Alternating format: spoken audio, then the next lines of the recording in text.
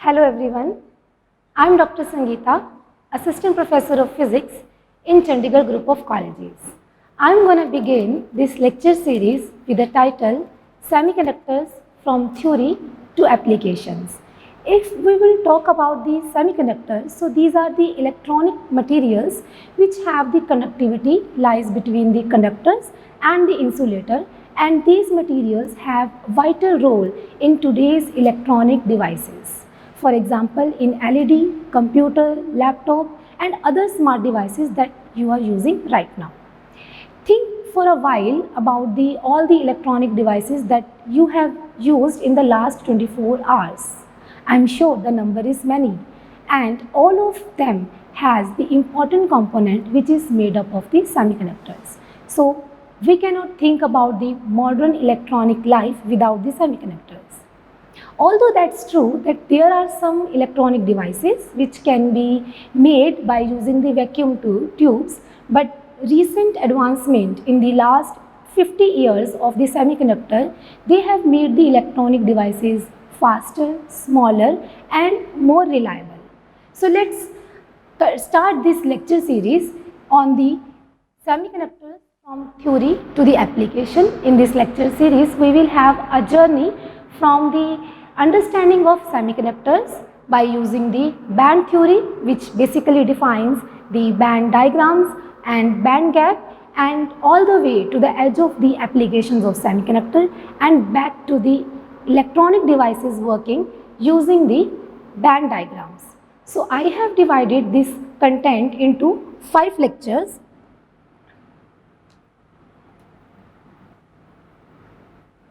So in the first lecture, which is right now you are watching, will be the band theory, and it will be on the understanding the periodic potential and Bloch theorem and how Croning and panning. So basically it's a Croning panning model which defines the bands in the solid materials, and then we came to the understanding of semiconductors on the basis of band diagrams, and then towards the EK curve and the effective mass, which has the concept of holes in the semiconductor and how they are behaving under electric field or under not any electric field, that we will discuss in the lecture number 3. Basically that is in the PN junction diode, and in the 4th lecture we will discuss some of the electronic some of the optical transitions. These are in the bulk semiconductor, how the incoming photon is affecting the electron energy, and vice versa, electrons energy if it is going to the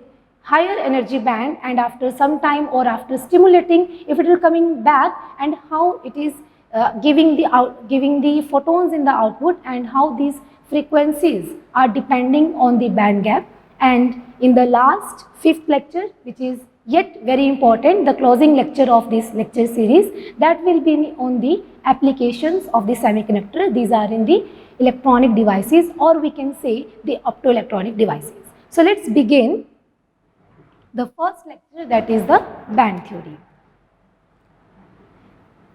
So first of all, defining the semiconductor. If I will give you any material, any specimen, then I'll ask you, tell me what type of electronic material it is. Then simply what you will do, you will look into the IV characteristics, you will see the conductivity, and on the scale of conductivity you can easily tell me what type of material it is, whether it is semiconductor, conductor or the insulator. But why the conductivity is different for different material? All are the solids. If you will take the rubber, you will take the sheet, you will take the wood, or silicon and germanium solid crystals, or the iron, copper, silver. So these are the metals, okay, all are solid materials, but why their conductivity is different? So you have seen this kind of diagram in many of the books, that in the solids we have the energy bands, and conductors are defined where the band gap, the difference between the conduction band and the valence band is very less, although in some of the cases it is kind of overlapping. So easily the electron in the valence band that can jump to the conduction band, or rather if it is a overlapping case, then it is both in the conduction as well as valence band if it is present just here, and they will contribute in the conductivity very easily without any external energy, for example the thermal energy. But when we come to the semiconductors or the insulator case, so semiconductor has the band gap. So band gap is that gap which is the topmost of the valence band, that is the allowed band, and bottom of the conduction band, that is also allowed band. And in between these two bands there is no energy level is allowed. So that is called the band gap. We will discuss these things in detail when we will talk about the KP model. So energy of electron, if we will calculate here, so energy can be taken as the K into T. So in electron volt, if we will calculate at T is equal to 300 Kelvin, so this is Kb, the Boltzmann constant, that approximately come out to be 0.0258 electron volt. But to cover up this distance, if an electron present here in the valence band, that we want it to the conduction band, then it must have the energy greater than this amount.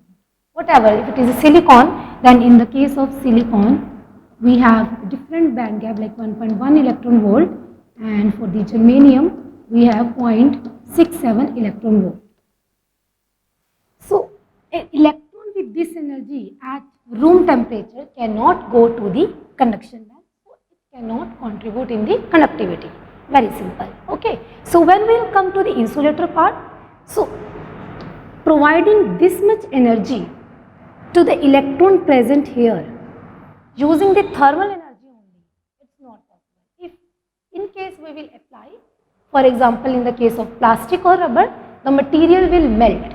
Before the electron get energy to get excited, the material will melt. So conductivity is not possible in the insulators. So this is the basic things that we are covering. You may have discussed this thing in your previous classes also. So why, now the question is how these bands are forming. How these bands are forming. So before the band structure, the conductivity was explained by the quantum free electron theory. This quantum free electron theory was able to explain why the conductivity is different in insulator, semiconductor and conductor. Basically not the in the three, classified it into the three parts, but it was able to tell if a material is also made up of atoms. Okay, so elements of the atom of that element, if it is having the valence electrons. So what free electron theory that we can say, free electron theory tell us, so all the valence electrons, so valence of electrons, they will be like the free electrons. Okay, so all the free electrons contribute in the conductivity. But where the problem lies, if we will look at the drawbacks and successes of the free electron theory, basically the quantum free electron theory. So it was able to explain the thermal and electrical conductivity, the thermoic emission and specific heat. But quantum free electron theory has very important drawbacks, which is the positive value of the metals. Number two, it was not able to explain about the conductivity of conductors, semiconductor and insulator. Basically it was not able to classify the materials into the three. Okay, so next important is the lower conductivity of the divalent, or rather we can say trivalent or more valency electron of metals than the monovalent. For example, copper has valency of 1 and iron has valency of 8. But the conductivity of copper is more as compared to the iron. But as per the free electron theory, all the valence electrons are free electrons and all the free electrons, they contribute in the conductivity. So why it was saying that all the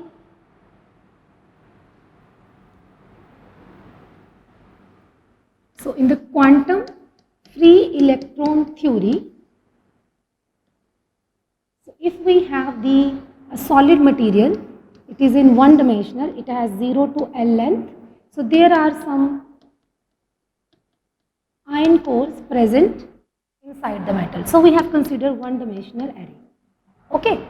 So similarly here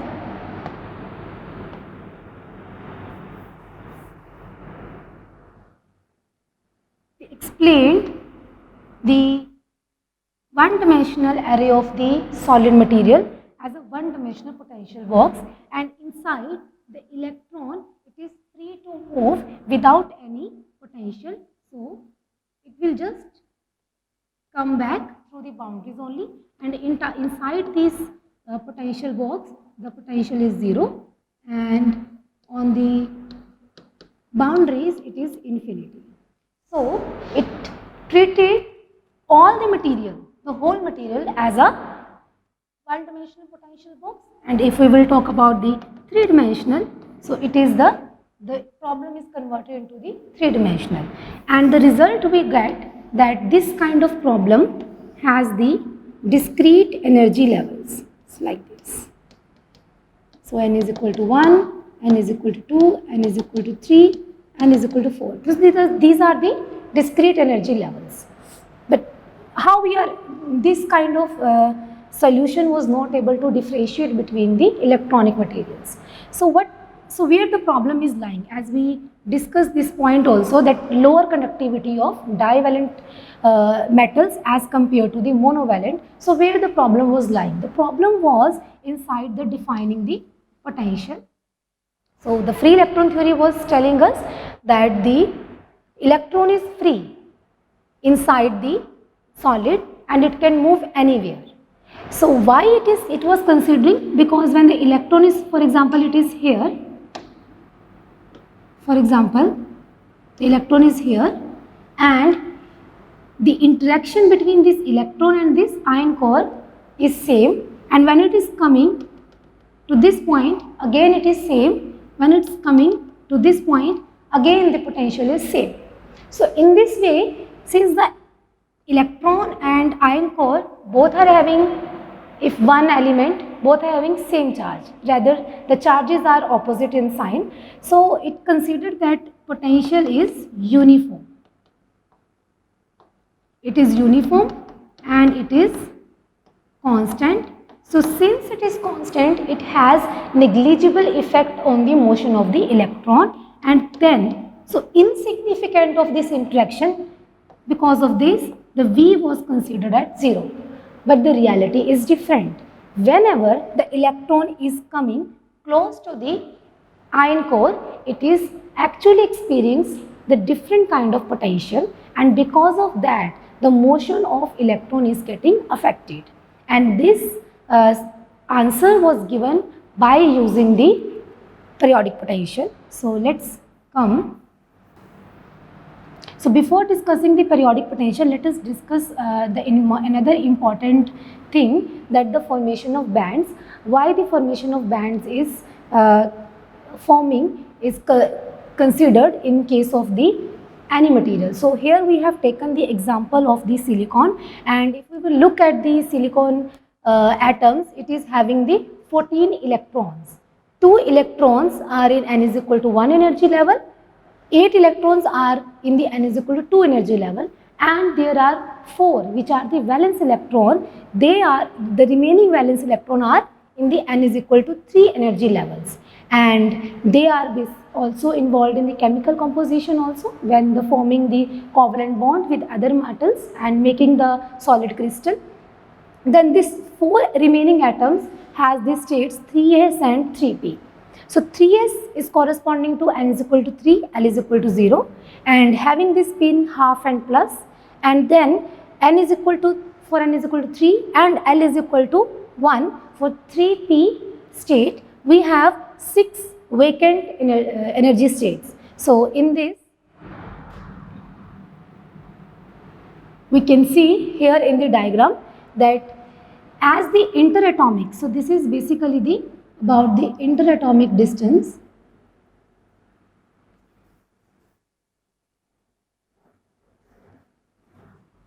in the interatomic distance, it is increasing. Okay, so energy bands are actually discrete. There is a one energy level, that is a 3s and 3p. You can see in the figure. So there is a 3s and 3p, and since there are n number of electrons in the material, so there are 2n states, and 2n states can occupy by the 2n electrons, and again 3p states are the 6n states, because one atom has the 6 vacant state, as we discussed here. These are the 6 states, but these states are occupied by only the 2 electrons. When the interatomic distance is decreasing, so it is decreasing to this side, and these bands are actually having more, it is converting into the, not only from single level to the bunch of energy levels which are available. So this is actually increasing. Okay.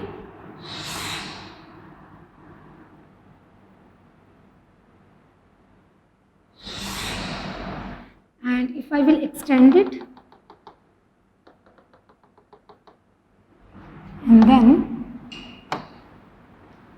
so semiconductor has the interatomic distance here, and if I will plot perpendicular here in the energy, electron energy, and to here also. So this is what call the conduction band and the valence band. And in the lower energy state, when the temperature is very low, then these electrons, these 2n electrons also occupy the lower energy level. So these 4n electrons will be there only in the lower energy band, and this band is completely empty. Conduction band, right now you can see the conduction band of silicon is completely empty, and the valence band is filled, and there is no conductivity at very low temperature. But yes, when we will increase the temperature, we will provide the thermal energy to electron, these 4n electrons. Some of the electrons can acquire the energy, thermal energy, and go to the conduction band and contribute in the conductivity. Alright. So now we have the periodic potential. So electron is moving inside the solid material, not in the uniform, not in the constant, rather not in the insignificant potential. So it is, whenever it is crossing the positive ion core, it is experiencing the potential. Since the lattice it is in array, so it is a complete structure.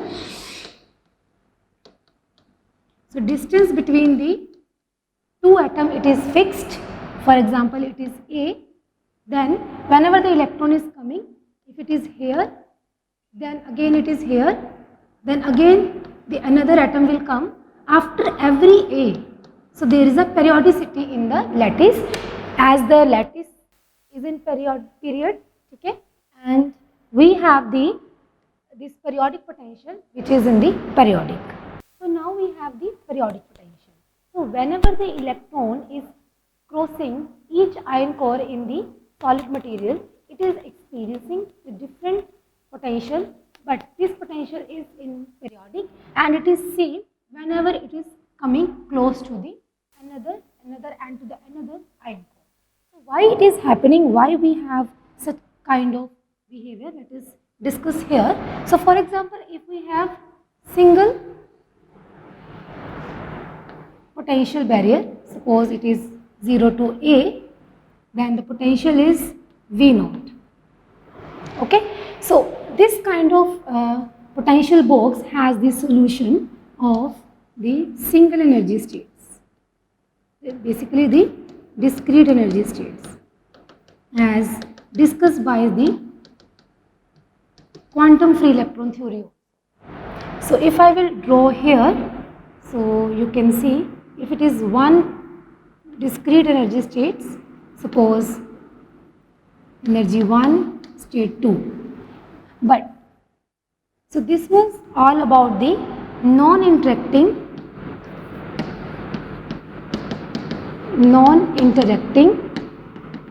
single electron and ion core potential. But as we know that there are n number of atoms. There are n atoms in the solid. So we have the another and to the another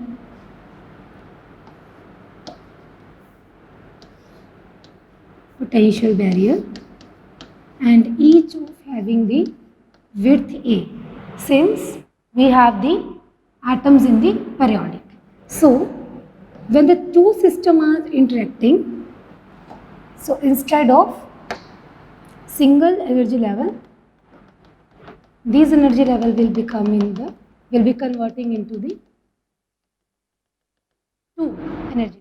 So when we have the single system, we have single energy, but when we have two systems, we have the two solutions. And similarly, we have the three system, we will be having three solutions, and when we have n atoms, so n system, we will be having the n number of energy states. So we can discuss it like this: the energy versus number of system or number of atoms. So it is one energy state, it will be having like this, and as we are increasing the energy level, with increase in the number of system, the energy level is also increases.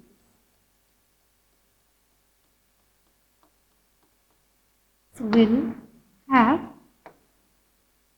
this kind of structure. This is the delta E. Delta E is the lower to higher energy level, which are the allowed energy states. So in this way, we have defined this periodic potential is able to give the explanation about the bands, energy level bands. So there are not only single energy states when all the systems, the n number of systems are interacting, even it is one dimensional, two or three, basically we have the three-dimensional system always, but we try to solve the quantum problems in one dimensional and in the scale potential box rather in the oval or circular or Gaussian shaped this potential. We will use the scale potential to solve the equation, and the solution will be applicable, it will be valid for any kind of the potential consideration. So in the next we have the Bloch theorem. So Bloch theorem defines the relation between the wave function. So as I said that the electron, when it is close to the ion core, it is experiencing the different potential, and it is away, the potential energy is different. So when it is close to the ion core, it is bounded and its energy is lower. So motion of the electron will be different, and when it is in between the two ion core, its energy is higher, it is rather considered as a free electron, and its energy is greater than the potential, or we can say the potential is zero, as in the last figure. So in region 1, we have here the potential equal to 0, and in the region 2, we have potential V0, which is the maximum, and it is repeating after every A plus B, where A is the 0 to A is the width of the region where potential is 0, and B minus V2 0, that is B is the width of the region where potential is high, that is V0. So when this material is at the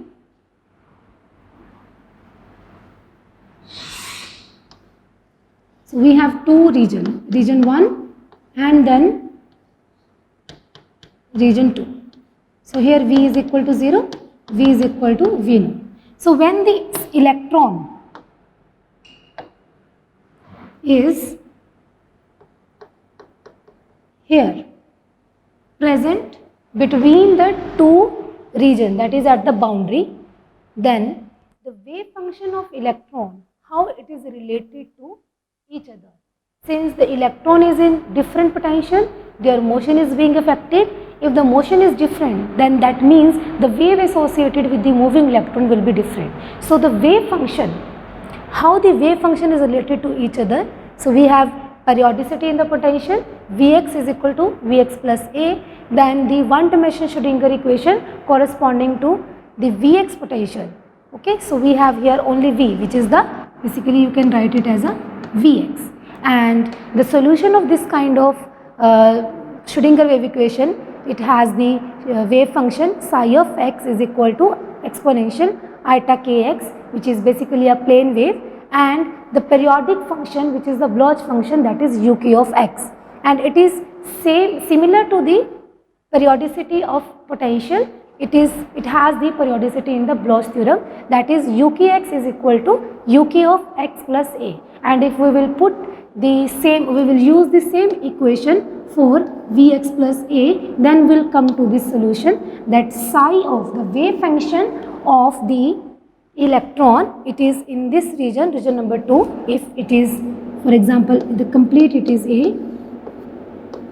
So after every A, the wave function is also related with a factor of exponential of eta Ka. Okay. So in the next we have the how these things are being used in a KP model.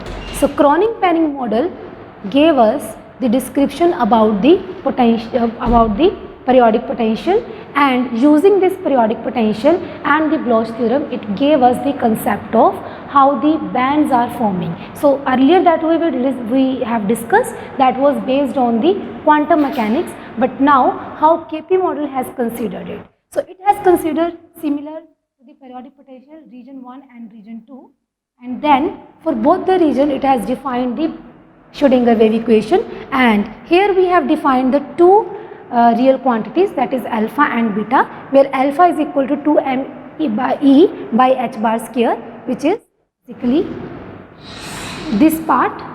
So this is alpha square, and beta square is this part, 2m by h bar square e into v naught. But remember, here we have considered v naught minus e. So why v naught minus e? As we discussed earlier, that energy of the electron is less than the potential barrier, that is why it is bound at that state. Alright, so the reduced equations are this equation number 5 and 6, and then we have the boundary conditions.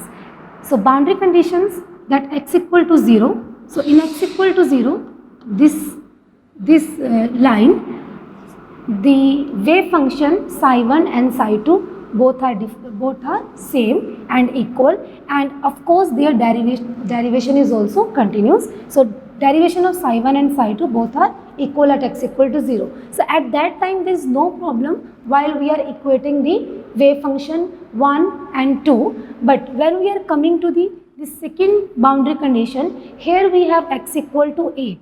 Basically we have the point here and the point here. So both the positions, at the both positions, the wave function of electron is equal. Why? Because here similarly we have the region 2 and here we have region 1. So this is the common point between the region 1 and region 2 when x is non-zero, and similarly here we have a common point when x is non-zero between the region 1 and region 2. Okay. So in that case we have used the Bloch theorem, that how both the wave function are related to each other. We simply put in the previous equation, that was psi k of x plus a, and we replaced it with the a plus b, since we are having the periodicity of, this is complete a plus b. Alright, so by this equation psi 1 and psi 2 can be equated. So I have written j here, you can consider it iota also. This is basically a iota, you can represent it as j also, it's just simply the representation.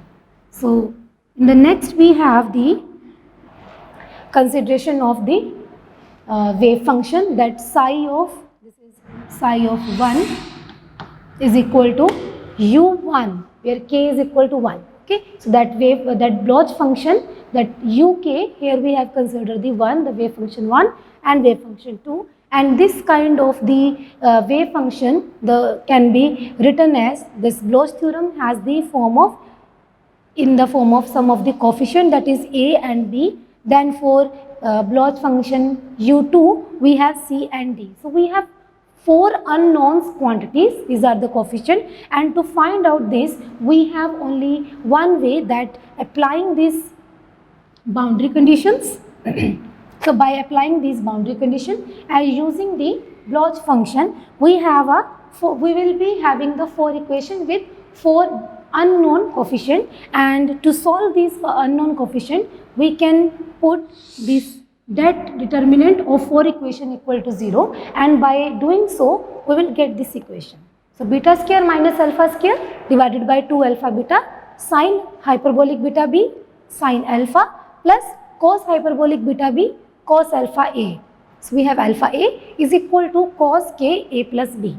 But here we have some of the approximation and some of the logics to cover up. So here b is approaching to 0, then V naught, which is the potential, is approaching to infinity. So it signifies that the potential is higher than the barrier width is low, and when the barrier width is higher the potential is low, but their product will always give us the constant value. It is not give us infinity or 0, it will give us the constant value.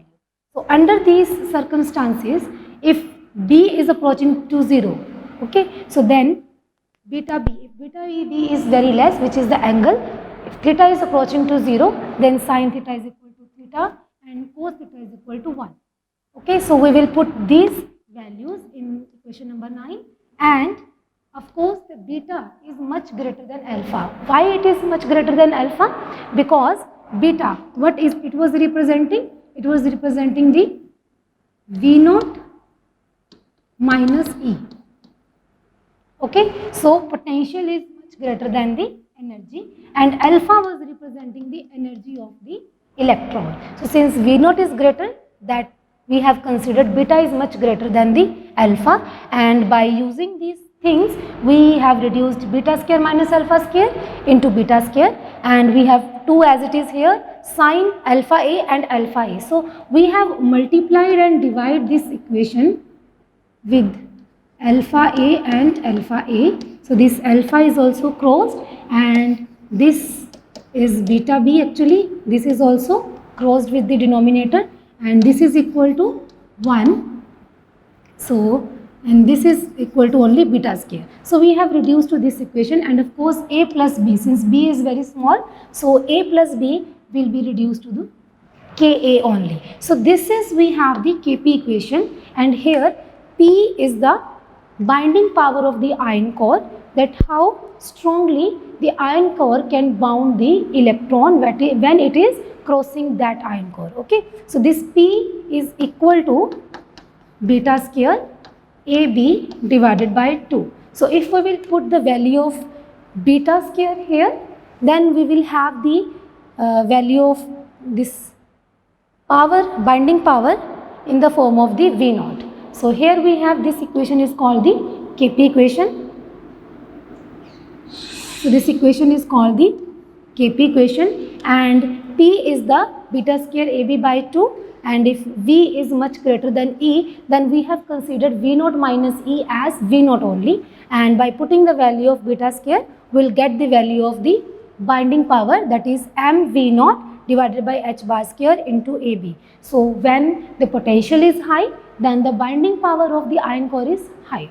Okay, so alpha square is representing the energy of the electron, that is 2m E by h bar square, and from here we can say that E is equal to alpha square h bar square divided by 2m. So this equation is not having the analytical solution, and this kind of solution, if we want the solution of this kind of equation, then we have the graphical representation, and to see this we have a mechanical wave, that is the damping mechanical wave here, representing the P sin alpha by alpha A plus cos alpha A is equal to cos Ka. So remember, we have the limiter here. So this is the limiter, and it has the value of plus and minus 1. So this green line is representing the plus 1, and the bottom green line is representing the minus 1. So we have here the limiter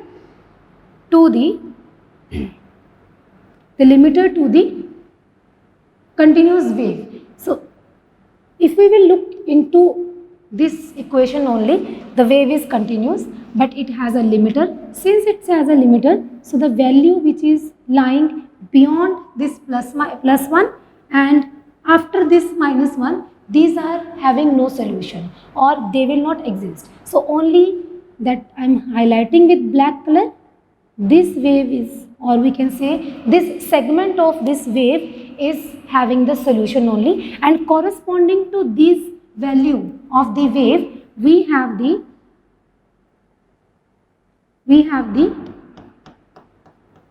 energy values, that the value of alpha A. So alpha, as I said, representing the energy of the electron. So in this way, again we have this valid wave, and corresponding to this, these energy values are valid, and then again we have this kind of structure. So this segment of wave is valid, so we have this as a allowed energy values. So if we will plot for all, then we'll have the scenario like this. Okay. So the shaded portion, it is representing the, so this is basically the allowed energy bands. Okay, and this portion is actually the forbidden gap. So this is how KP model was able to define the formation of bands in the solid. And then we have 4 important conclusions to the KP model. The number one, that the 2 we have discussed in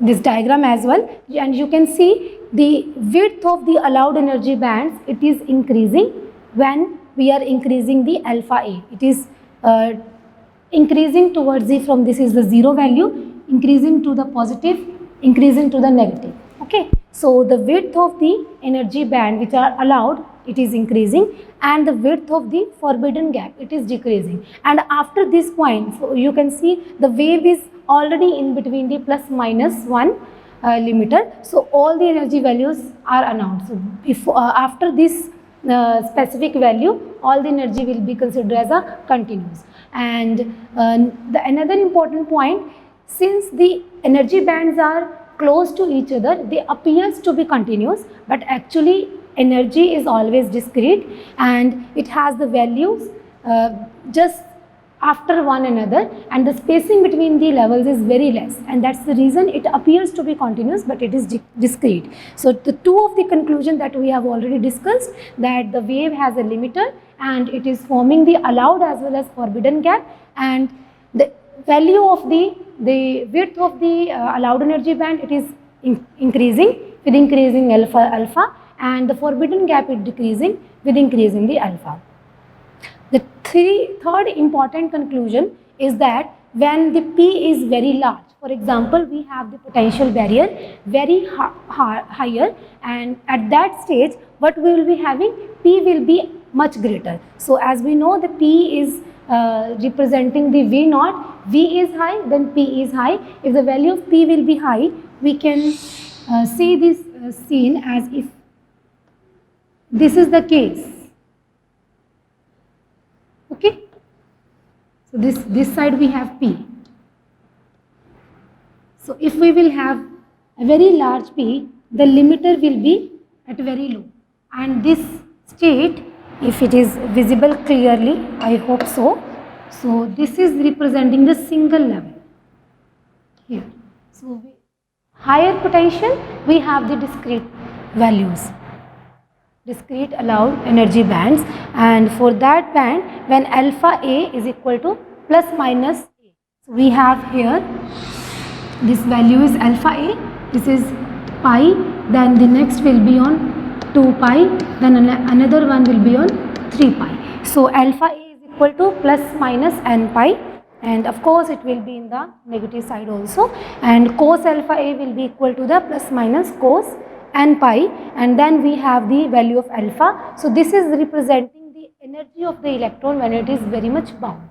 Okay, and then we have the fourth important and the last conclusion to be discussed in this lecture, that is P is very less. That means the binding power of the ion core is very low. So that at that time electron has much energy to escape from the barrier, and that energy is represented by E is equal to K square H bar square by 2m. So this equation will be further used in the EK diagram, where we will be discussing the formation of bands versus, that will be the E versus K. Okay, so when the P is very low, so that means, so we have the wave here, and the limiter will